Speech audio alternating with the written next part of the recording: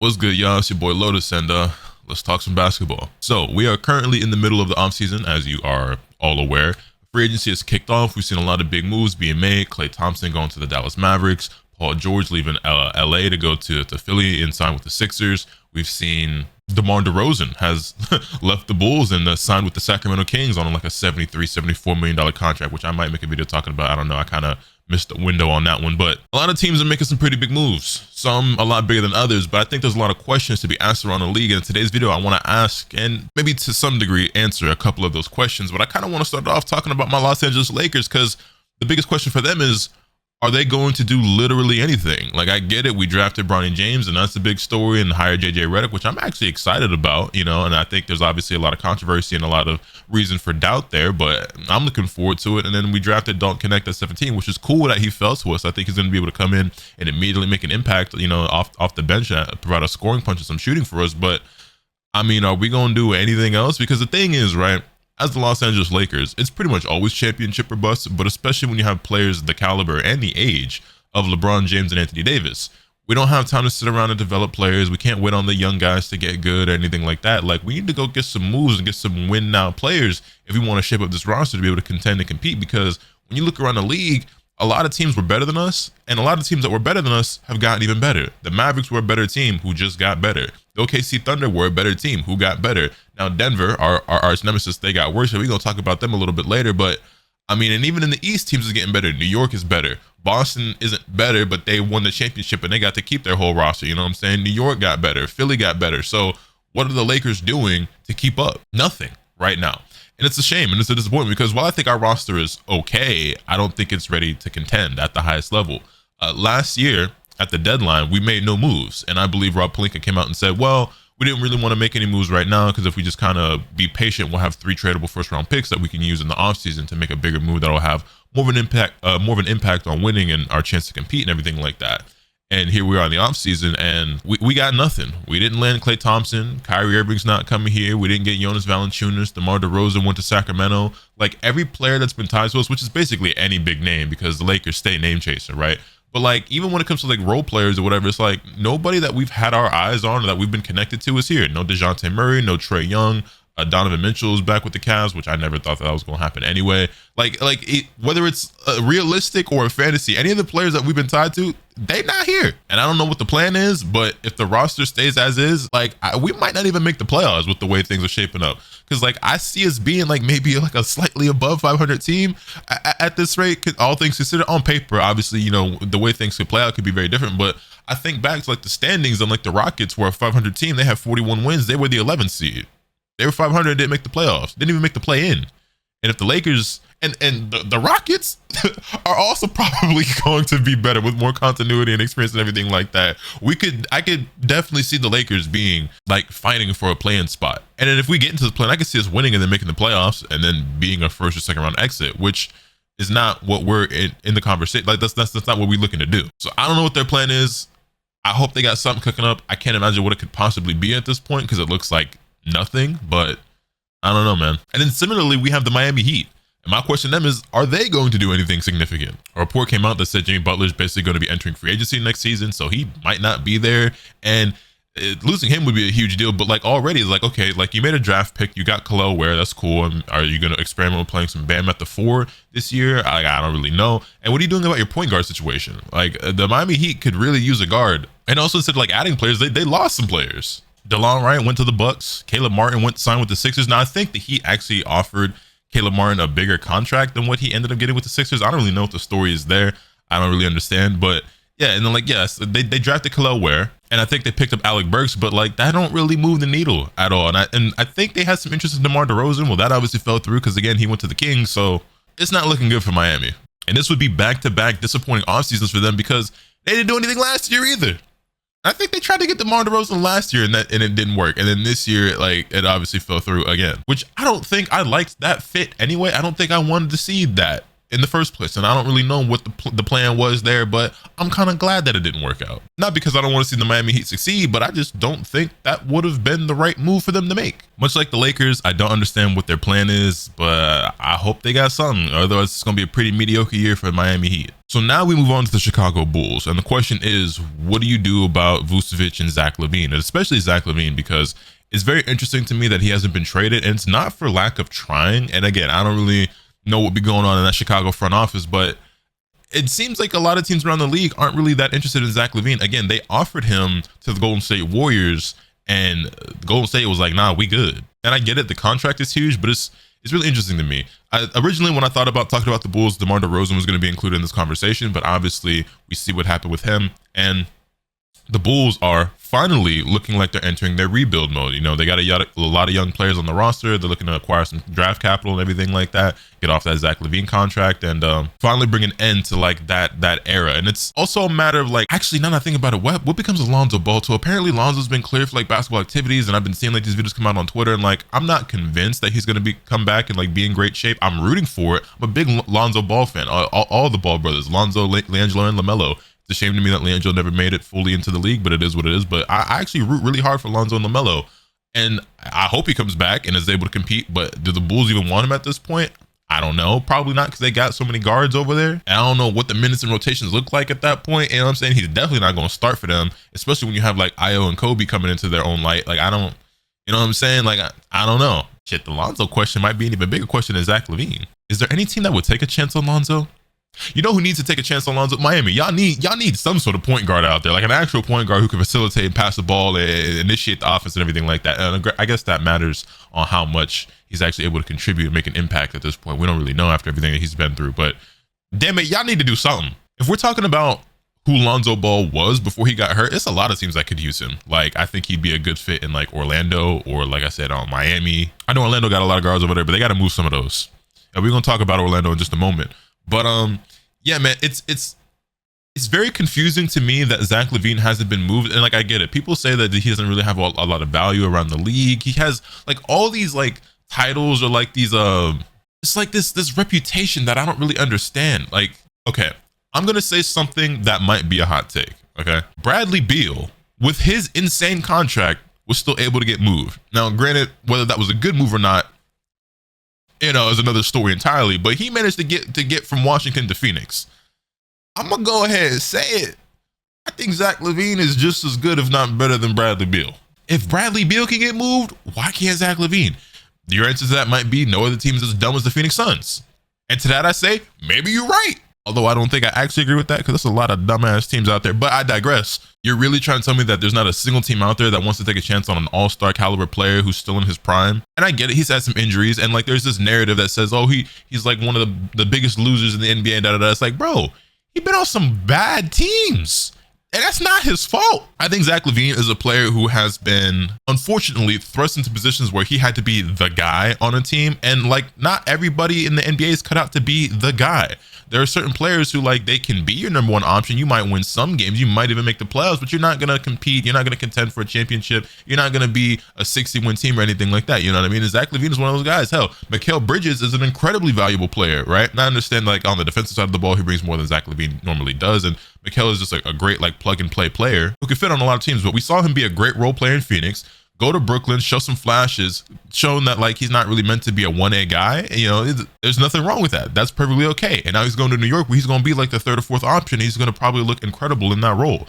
Similarly with Zach Lavine, it's like, yeah, like as the guy, as the number one option, sure, maybe he doesn't turn you into a contender, but if you pick him up as your second, third, fourth option on a team, I like the way that looks. I would have liked to see him in Golden State. I would have liked to see him in Sacramento. Hell, I'd even like to see him in Orlando. I think that he would provide a lot of what that team needs, because they definitely need some more scoring. And I just find it hard to believe that his reputation or the narratives around him are that bad, or that the contract is that bad to where nobody wants Zach Lavine. I can't fathom that. I can't wrap my head around that. I don't know what Chicago has to do. They've tried attaching draft capital, a first round pick, some seconds, everything like that. Nobody seems to want him. And I just have a hard time fathoming that. And before anyone asks, well, would you take him on the Lakers? I mean, yeah, fuck it. Why not? And I just have a hard time believing that he just can't contribute to a winning team. Anyway, speaking of Orlando, are they going to find a way to get some more shooting on that team? Because they picked up KCP. They gave him a fat bag, and I love that for both sides. But it's going to take a lot more than KCP to help you guys get over the hump and become more competitive out there in the East, especially when you have that big three. And honestly, I kind of ain't been showing a whole lot of love to Milwaukee, but Milwaukee still has a lot of questions as well. But obviously with Giannis on the team and with Damian Lillard, you got to expect them to be competent at the very least and competitive in the regular season, if nothing else. But when you have like that three-headed monster out there of Boston, New York, and Philly, and like the moves that they made, and like I say the moves that they made, Boston didn't really make moves, but the fact that they're able to retain that roster that they got, that might as well be a move, because that's they got the role player super team out there, you know what I'm saying? But then so does New York at this point. Matter of fact, New York is the role player super team, I would say, at this point, because they ain't got no superstar. Nah, Jalen Brunson, I get Jalen Brunson superstar status, but they don't have like, you know, like a top 10 player in the league. Like maybe somebody would argue Jalen Brunson's not top 10. I wouldn't quite put him there yet myself, but that's just me. I don't think it's that big of a deal. If you do, that's fine. I ain't gonna argue with you about it. It's debatable, whatever. Regardless, Orlando definitely still got some more they could do. And I think if they were able to get a player like Zach Lavine, that could help him out a lot, especially since they have such a defensive-minded culture. Yeah, y'all handle all that. I'm gonna go get these buckets. You know what I'm saying? Like if I feel like fits like that, situations like that could work out. You surround a player who's not really known for their defense, but is known for their scoring with great defenders. They added KCP, who's a 3-and-D wing. They have Paolo Banchero and Franz Wagner in that front court looking great. I think they're also looking to move Wendell Carter Jr. They got some other guards that they need to let go on that roster, just in my opinion, just because I feel like they just got too many going on over there. I think they still got some more money to spend. I don't remember exactly how much it was off the top of the head, but definitely some more moves to be made out there with the Magic. Could Orlando potentially go get like an Anthony Simons from Portland? Because I feel like Anthony Simons is probably like the odd man out over there in Portland right now, because you have like Shaedon Sharpe and Scoot Henderson. That's supposed to be your backcourt for the future, right? And I just feel like while Anthony Simons is a good player, I just think like you can't really run those three. Those are three guards really. Like you could run Anthony or Shaedon Sharpe at the three. I don't really think realistically that's a good idea. So Anthony Simons is probably, you know, he's a valuable young player who can score, can shoot and everything like that. You go get him in Orlando. I think it sounds fun, but I don't know. That's just me. And then speaking of KCP, where does Denver go from here? They are deathly afraid of being in the luxury tax. They're trying to avoid the second apron. They don't want to spend a ton of money. I don't really know what's going on out there. And I think it's kind of, I think it's really a shame. And a shame doesn't even begin to describe it. Like that's kind of underwhelming of a phrase, but it's like, it's almost incompetence to me to start to allow this roster to dwindle while you have Nikola Jokic, who in my opinion is the best player in the world in his prime right now. That is a player who you could surround him with 14 guys from the YMCA. He's probably still going to get you to the playoffs, but I feel like you owe it to yourselves and to him and the organization to like surround him with a contending roster. You lost Bruce Brown and Jeff Green, now losing KCP. Like that, losing Bruce Brown and Jeff Green was already a big blow. Losing KCP is like, okay, like we really need to figure something out. Because it's just not a lot of KCP caliber players just out there waiting to be signed. And I've been hearing a lot of talk saying that like Jokic is kind of pushing him to go get Russell Westbrook. That's cool, I guess, as your backup point guard off the bench, but like that's not going to really replace anything that you've lost so far other than like Reggie Jackson, I guess.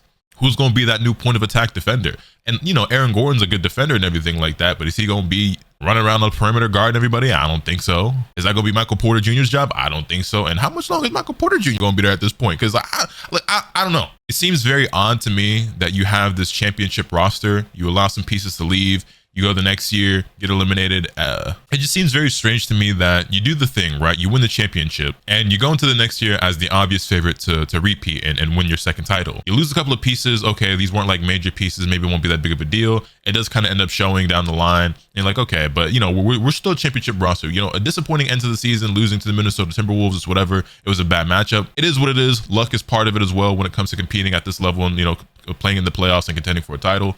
Maybe next year will be different. But then you lose KCP, and it's like, okay, how many pieces are we going to allow ourselves to lose before we're like, we got to show up, like tighten up this roster and make sure that Jokic is continuing to be surrounded by players who are going to help him compete for titles. And don't get me wrong, they're still going to be good, but are they going to be in that top three in the West? Because right now, I would say that the best team on paper out West is going to be the OKC Thunder. They were already the number one seed last season. They got even better. Dallas was really good. They made it to the finals. They added Klay Thompson, huge upgrade over Tim Hardaway Jr. I say huge upgrade, decent size upgrade. Klay Thompson right now is obviously not the Klay Thompson that he once was, but I still think he can contend and, you know, make an impact on a championship team. Then you have the Timberwolves, who were obviously a bad matchup for that team. And I wouldn't necessarily say that the Timberwolves are just like a significantly better team than Denver, but they match up really well against Denver, and that showed in the playoffs. And they also get the added punch of like Rob Dillingham, who's a rookie, so I'm not expecting like incredible things off rip, but I like his game personally. I'm rooting for the kid. I want to see him do some good things out there, and he'll eventually probably come into his own and be the new starting point guard on that team once Mike Conley kind of takes a backseat or eventually retires or goes somewhere else because he's getting on in those years. And then you have Memphis, right? I don't hear enough talk about Memphis. I'm glad that I do see some people saying, hey, man, don't forget about Memphis. Because like, remember, the only reason they were bad is because they were injured. They weren't really bad. They just weren't healthy. You know what I'm saying? You come back, they're healthy. They added a couple of pieces in the draft. I really like what I've seen so far in Summer League of Zach Edey. I say so far. It's just been one game in the California Classic, but he looked pretty good. He was kind of kind of doing some stuff against Walker Kessler. I was like, hey man, Walker Kessler's pretty good.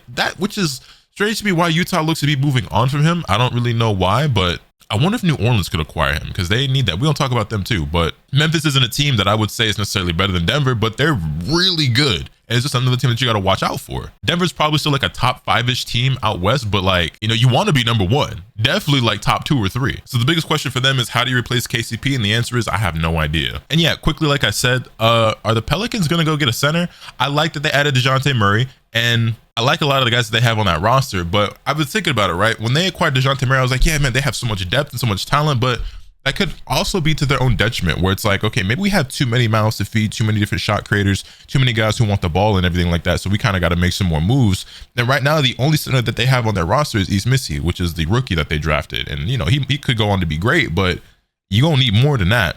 And they still have Brandon Ingram on the roster, and he's kind of still like in those trade talks and rumors and everything like that. I think he's still, on the block. And maybe you trade him to go get another big. Brandon Ingram is an incredible talent, an all-star caliber player who I think can help out a lot of teams. Like he's a great talented young wing that I'm sure a lot of teams would love to have. Hell, part of me wishes that we never got rid of him, but it led to us acquiring AD, which directly impacted us getting a championship. So like I can't be too mad, but I do miss Brandon Ingram and Lonzo Ball and those guys. Even if Lonzo's hurt and even if Brandon Ingram isn't the exact kind of player that we need, I just kind of miss those guys being on the team. But it is what it is. I liked that young core. But anyway, like yeah, you have Zion who could play you some center, but you really want to go small ball center for a large part of your season? Then also Zion's health is always something that's in question anyway. So it's just like they need a center. I don't know who, but they desperately need one. They traded Larry Nance. Jonas Valanciunas went to Washington, which was a surprise to me. They got to figure that out. And the last team I want to talk about is the Golden State Warriors, who I might make a whole dedicated video to talk about. And basically my question for them is this the end? Is Steph's championship window closed? Can they still contend? Can they still make any moves that will turn him into a championship contender? If you ask me, I think Steph Curry is still good enough to be your best player on a championship team. We are about to be a few years removed from the last time he won a title, but even though he kind of had a bit of a down year, he's still like a top 10 player like in the NBA. And I think he would look even better if he had some better help around him. And I think if you're Golden State, you have to pick a side, right? They tried to do this thing where there were like 2 timelines where you have like the young guys and the old guard with Steph, Clay, Draymond, and you had like Jonathan Kuminga and Jordan Poole and Moses Moody and James Wiseman, who they missed horribly on when it comes to the draft, but hindsight's 2020. And they're trying to do things, and it kind of looked like it was going to work. In 2022, they won that championship. It was like, yo, the 2 timelines thing, like it's actually working out. And then everything fell apart when Draymond punched Jordan Poole. It was just all downhill from there. I'm not gonna lie, I blame Draymond for a lot of the downfall of the Golden State Warriors. I think he kind of ruined everything. I understand what Draymond means on the court. He is a huge reason why they won those 4 championships that they did, and an undeniable part of that dynasty. He's going to go down as the first ballot Hall of Famer. That's all well and good. I think it's a huge reason why everything fell apart and why they are no longer able to contend. And it's not all his fault. It's not all his fault, but he's a huge reason. It's also a big reason why they essentially lost Jordan Poole for nothing, because you traded him for Chris Paul, and then you waive Chris Paul, and then you lose Klay Thompson as well. Again, poor management over there in the front office. You basically got nothing in exchange for Chris Paul and Jordan Poole and Klay Thompson. Like you got a couple of seconds, I think it was, for Klay Thompson. Like, woo. It really is a damn shame. But anyway, like I was saying, I think Steph Curry is still a good enough player to where like he can lead your team to a title, but you need better pieces around him. And I'm seeing Lauri Markkanen be a name that's tied to them a lot. I don't know if they can actually acquire Lauri Markkanen. Is Utah actually going to let him go? I think Lauri Markkanen is the caliber of player who like they're going to want a king's ransom for him. You know what I'm saying? We saw what Mikal Bridges went for. Lauri Markkanen might be a player who's on that same caliber as Mikal Bridges, and what he's able to provide as a 7-footer who can play the 3-4 and provide you with excellent shooting that I think would benefit the Warriors a lot. They're not going to give him up very easily. And so I don't know what that package looks like, but it ain't going to be pretty for the Golden State Warriors. And they probably going to want something like Brandon Podziemski or Jonathan Kuminga, or maybe even both. I don't know, which is unfortunate because if you're Golden State, you probably want to hang on to Kuminga. Podziemski as well, but maybe you're willing to let him go if it means helping Steph compete for a title. And maybe the same thing goes for Kuminga, but I think Kuminga has a lot of potential and is a player that can take a big step in this next season, has already shown that when given more opportunity and is empowered, could be a much better player than he was shown to be so far. And it's not even that he ever looked bad, but they weren't playing him. Like he had to damn near request a trade just to get some more minutes. And then once they gave him more minutes, it's like, oh yeah, the guy that we drafted top 10 was actually pretty good. Who knew? Like, damn, y'all would if you would have get in and get a chance. Even if they were to acquire Lauri Markkanen, however, though, I don't think that would be enough. It would still take more than that. But it would be a huge step in the right direction. They missed out on acquiring Paul George. That was a deal that I actually just watched Paul George's podcast episode where he, reveals his jersey number for Philly and everything like that. And he talks about it. He says, yeah, like that deal was basically this close. It was damn near a done deal. And then, things just kind of fell through and he ended up going to Philadelphia. But Paul George would have been an incredible fit on Golden State as well. I think Paul George is another one of those like very like malleable, like big plug and play type players that you can basically put on any team and he makes them better. And that would have been a great fit. And I think that would have been a great co-star for Steph, but didn't work out. So it is what it is. But I don't know, man. Like I said, I think Steph is still capable of doing it. I think Golden State is still capable of doing it, generally speaking. But they really got to decide, do they want to go all in on maximizing this window that Steph still has? Or are they basically saying, hey, we had a good run. It's over. Clay is gone.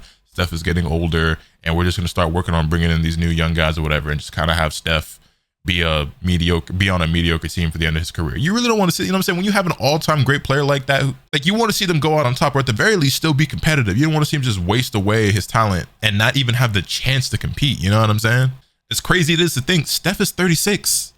Yeah, he's 36 years old, man. That's pretty old for a basketball player, and he's not getting any younger. And while he's aging gracefully, everybody don't have the longevity of LeBron James. He might not be 40 years old still wanting to compete, or even he might even want to play when he's 40. And if he does, who's to say he's going to be anywhere near as good as he is now? Because we already see he's obviously not in his prime anymore. Still damn good. Like I said, in my opinion, still a top 10 player. But how much longer is that going to last? We're starting to see a lot of these older guys just, lose that battle against Father Time. And while they're still great players, everything don't last forever. You know what I'm saying? Father Time is undefeated. Even though LeBron was doing a pretty damn good job of winning that battle, Father Time is undefeated. At the end of the day, you're only prolonging the inevitable, and it is inevitable that you will one day stop playing the game of basketball. And if you go and stay, again, like I said this earlier, I feel like you owe it to yourselves and you owe it to Steph to do everything that you can to surround him with a championship roster and still try to compete at the highest level. But yeah, that's pretty much going to do it, man. Y'all let me know your thoughts in the comment section down below. Hit this video with a like if you enjoyed. Subscribe if you haven't already, so you can stay tuned for all this content I'm bringing you. And with all that being said, that's pretty much off today. Remember, nothing can happen to you swing the bat. Later.